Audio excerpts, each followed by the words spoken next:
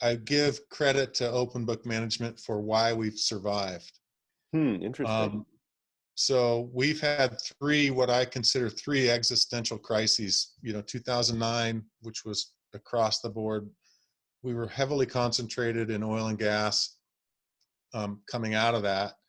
And so when oil and gas tanked in 2015, it was a long, prolonged downturn in that industry for 15 and 16, and most of 17.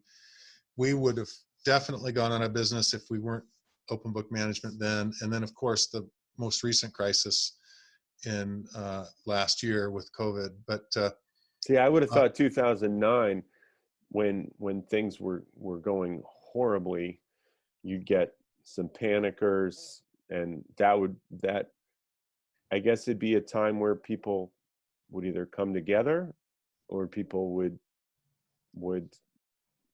be driven apart.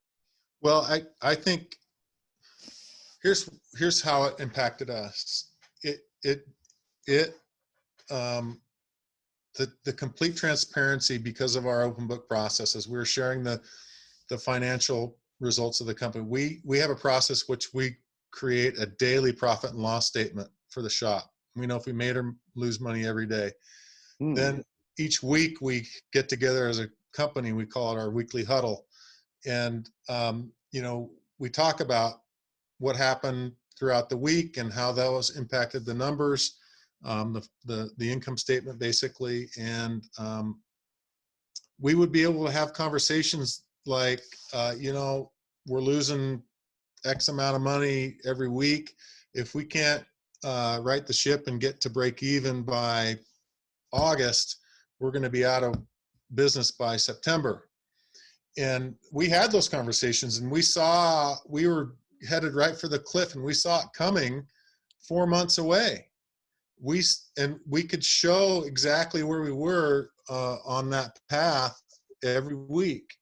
And so even though it was scary and people were, morale was bad, but it was honest, right? And did you lay anybody off? We had a layoff in 2009, and people understood it because obviously they saw what was happening and they knew we needed to cut costs to get to break even. Right. But we didn't. Nobody quit. That was what was humbling to me. Nobody quit. We kept our best people. And why would people quit in 2009? Well, because they saw the company headed for the cliff. Now, but everybody was headed for the cliff. So I think people would want to preserve their jobs. That's true. That is true. And that may very well have been a factor for why nobody quit. But at the same token,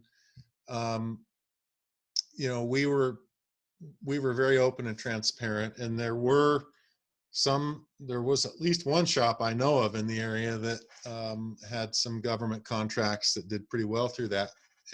But we didn't lose anybody, and so it was humbling to me. But you're right, there wasn't a lot of places to go.